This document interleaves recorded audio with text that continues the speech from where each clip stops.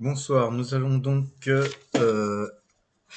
s'attaquer à l'analyse du CAC 40 du 30 juillet 2020. Comme je vous l'avais dit hier, nous avions ici un signal d'achat qu'on voit ici, mais qui était très faible, qui s'était déclenché hier soir. Donc on devait aujourd'hui vérifier si ce signal était bon. Et on a vu qu'en fait, il y a une inversion. Là, on voit une inversion d'écart suite à cette bougie qui s'est formée. Donc, ce signal d'achat a été invalidé aujourd'hui. Comme je vous l'avais dit, il fallait suivre la tendance à l'ouverture dès le matin. Ce qui s'est passé, c'est que à l'ouverture, on a végété ici. On a attendu quelques temps avant de baisser, mais la tendance a fini par peser à la baisse. On avait aussi donc ici le parabole XR qui reste vendeur. Mais pas seulement, en fait, on avait aussi la moyenne mobile 50 jours qui est clairement défoncée aujourd'hui, le PIB allemand qui plonge de plus de 10%, la fébrilité aux États-Unis suite aux attentes des résultats semestriels des GAFA qui pèsent aussi sur les cours. Ce soir, on aura donc dans les résultats semestriels Amazon et Apple qui vont ouvrir le bal à 22h05. Donc on surveillera effectivement les résultats d'Amazon et d'Apple ce soir. Dans le même temps, le PIB américain est en chute de plus de 32%. L'indice PCE en recul de 1,9% au deuxième trimestre. Une augmentation de plus de 1 434 000 chômeurs inscrits la semaine dernière aux US. Alors en Europe, on fait un petit peu mieux puisqu'on affiche 281 000 chômeurs supplémentaires. Une bagatelle, va-t-on dire. Mais ces chiffres sont néanmoins pas très bons. Le Covid reste une inquiétude grandissante et un peu comme une épée de Damoclès sur les marchés. Alors, suite à ça, faut pas s'étonner de voir une bougie pareille parce que de qui plus est, on avait des résultats de société aujourd'hui et pas des moindres, puisqu'on a eu Danone qui a un ralentissement de ses ventes de 5,6%, Renault qui affiche un résultat net de moins 7,3 milliards d'euros, pénalisé par Nissan, bien sûr, ça on pouvait s'en douter. Casino, là un peu plus étonnant, Casino qui a réussi malgré le confinement à publier un chiffre d'affaires en baisse de 7,5%. On va dire que dans tous ces chiffres, il y a seulement Air Liquide qui affiche un bénéfice par action en croissance de 1,8%. Donc, effectivement, ces bons chiffres d'Air Liquide ont du mal à soutenir le CAC, va-t-on dire. Donc, voilà.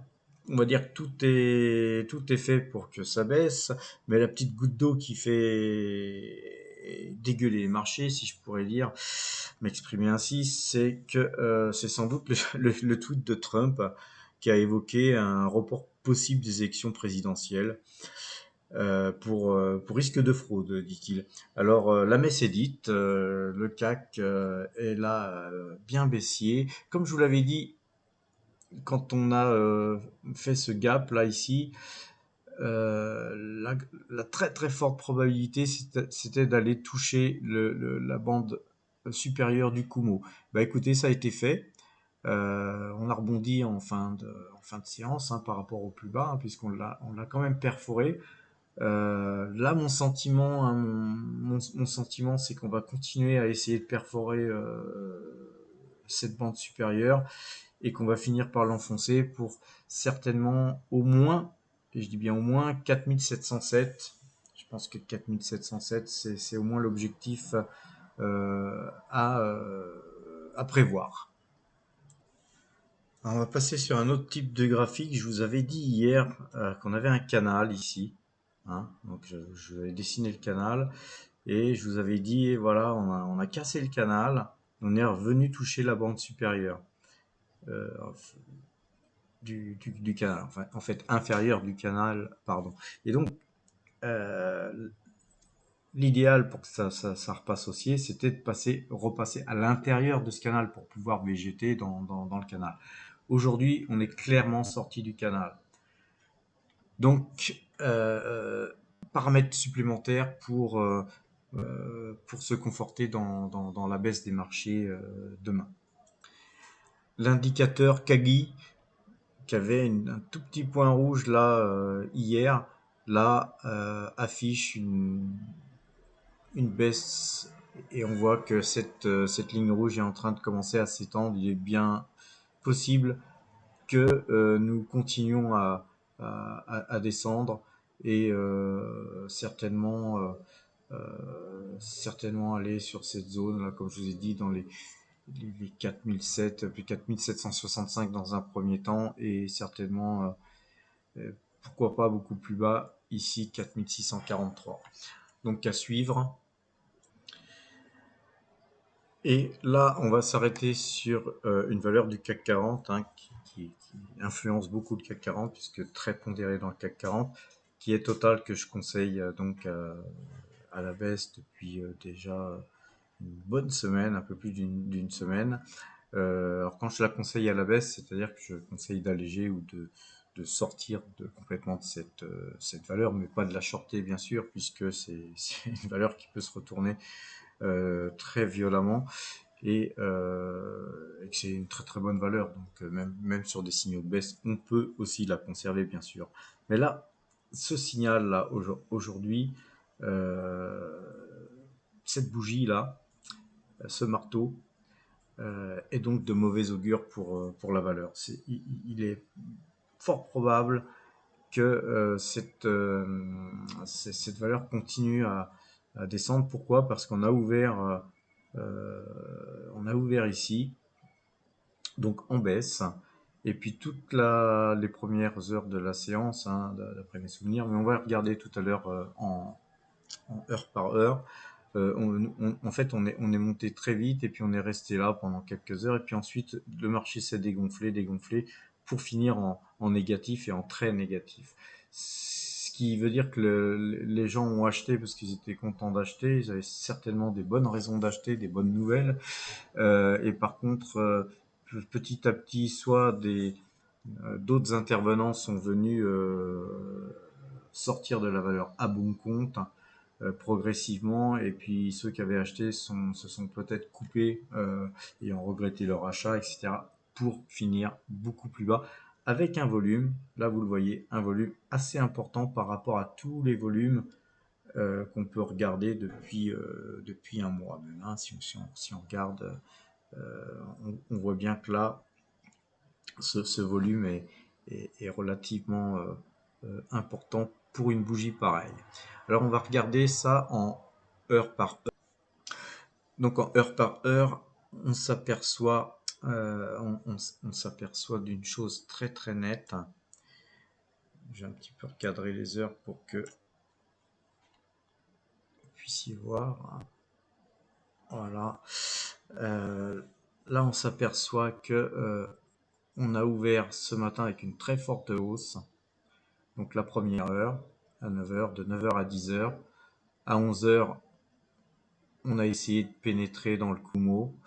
Ça marche aussi en heure par heure, hein, le Ichimoku. Ensuite, on voit bien que ça n'a fait que baisser pour sortir du Kumo et ensuite pour dégueuler, mais carrément dégueuler. Hein. Là, et on voit avec du volume.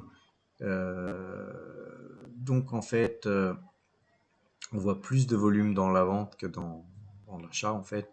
Et puis parce que tout ça, même si c'est des bougies vertes, tout ça, ça a été la baisse. Hein. Donc si on cumule le volume là, de tous ces volumes là, contre ce petit volume qui a fait la hausse, il n'y a pas photo. C'est un retournement. Hein. On voit bien que là les gens ont plus vendu qu'acheté et donc certainement que ça pèsera demain. Sans compter que si vous regardez là, on voit que on ira voir le graphique du pétrole tout à l'heure, on voit que le pétrole il baisse. Alors sinon concernant les valeurs, on va dire qu'on a Air Liquide qui perd 0,68%. Moi je vous ai conseillé de sortir depuis déjà une petite semaine, je crois. On était à objectif, donc en fait, malgré les bons chiffres, elle publiée, elle baisse un peu, donc rien d'anormal là-dessus. Rubis baisse, donc c'est une très bonne valeur. On va essayer de racheter plus bas. Et GTT qui a publié, je vous l'avais dit hier, d'excellents chiffres. Dans toute cette bérésina, il arrive à s'octroyer 5,67%. Il est il était fort probable de voir cette valeur gagner au moins 10% aujourd'hui s'il n'y avait pas eu un CAC aussi baissier. Alors dans un marché tourmenté, Kodak, que je vous avais conseillé à l'achat après avoir fait un parcours impressionnant puisqu'elle a gagné plus de 200% avant-hier et 300, je sais plus combien de pourcents hier. Elle arrive à gagner 8% dans la soirée là après avoir gagné beaucoup plus dans la journée. Mais donc effectivement, c'est une valeur qui tient bien dans un marché baissier et on peut imaginer qu'elle ne rebondira que mieux quand le marché se retournera. Sans quoi, sinon pour BlackRock, Berkshire Hathaway, vous avez des petites baisses de 1,5% environ. Et Tupperware qui a gagné 67% hier, baisse de 4,89%. Donc on va dire que c'est pareil, elle tient très bien par rapport à avoir pris ce qu'elle a pris dans la semaine. Donc on peut imaginer aussi quand le marché va se retourner que c'est une valeur qui pourrait encore bien nous surprendre. Concernant l'euro-dollar, alors l'euro-dollar, je vous avais dit que l'objectif, hein, en fait, sur le Fibo, hein, sur Fibonacci, c'était 1,18, 1,18 et quelques, et là on casse ça, donc l'euro est très très fort, donc ça c'est pas du tout bon pour l'Europe, hein. C'est pas du tout bon pour le CAC, pour la France, pour l'Europe en général. Et donc, ça, c'est aussi un signal baissier pour le CAC, hein. Après avoir fait tout ce parcours-là, continuer dans ce sens-là, on peut vraiment difficilement s'imaginer des bonnes choses pour le marché français.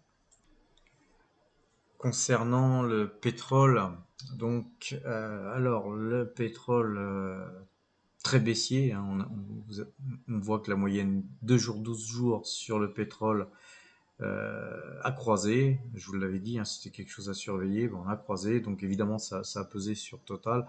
C'est d'ailleurs très très certainement ce qui a fait plonger Total. C'est la baisse des cours du pétrole. Si on a une bonne remontée là, euh, des cours à 39, pratiquement 95, 40, hein, on va dire à 40 dollars le baril. Mais ceci dit, bon, on vient de 42 et quelques, hein, donc baissier euh, pour le pétrole. Voilà, et pour terminer, j'aimerais vous présenter une petite société américaine qui s'appelle Simon Propriety Group, euh, qui est une valeur qui est principalement axée dans l'immobilier. Ils détiennent beaucoup d'immobilier en Corée, au Japon, aux États-Unis bien sûr, et même en France, puisqu'ils ont un peu plus de 20% de clés pierres. Alors c'est pas encore une valeur qui est à l'achat, hein, pur pour moi, mais on voit bien qu'elle oscille sur un trend là. On voit bien qu'elle est légèrement haussière, c'est-à-dire que on est en attente de quelque chose.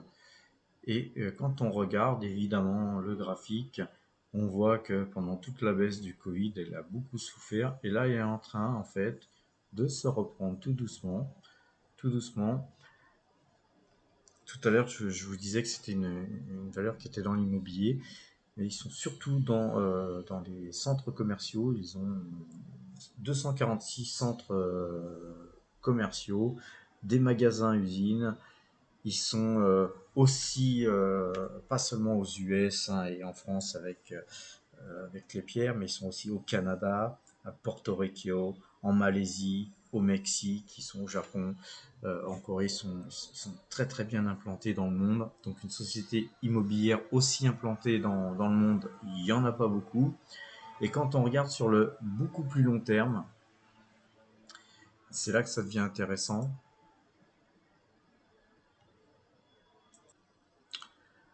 Parce qu'on s'aperçoit qu'en fait, elle avait fait un plus haut en 2016, hein, fin 2016, un plus haut à 226 dollars. 226 dollars aujourd'hui, elle cote, elle cote 63 dollars,8. Alors pourquoi je m'intéresse à cette valeur? Parce que quand on regarde au point de vue des finances de cette valeur, ce qui est intéressant, c'est tout de suite d'aller regarder si elle est endettée. Elle n'est pas endettée, mais pas endettée du tout. Donc, je vous raconte une bêtise, elle est endettée, mais euh, le, le truc qui est intéressant, c'est que vous avez un dividende par action de 6,76 $. Et 6,76 $, ça nous fait plus de 10% de rendement. Vous avez 10,3% de rendement. Donc, malgré l'endettement, mais on regarde, on voit que elle est stable, hein, dans ses résultats. Personnellement, moi personnellement, plutôt que de faire de l'immobilier sur une valeur comme Clépierre, par exemple, pour diversifier un petit peu ses actifs, je pense que cette société Simon Proprietary Group est vraiment la société par excellence qu'il faut choisir. Par contre, on attendra peut-être un petit peu pour voir comment évoluent les cours. Mais on peut déjà, si je puis m'exprimer ainsi, déjà commencer à acheter une petite pierre, hein, de cette société qui visiblement est bradée. Voilà, sur ces bonnes paroles, je vous souhaite une bonne soirée. Je vous dis à demain.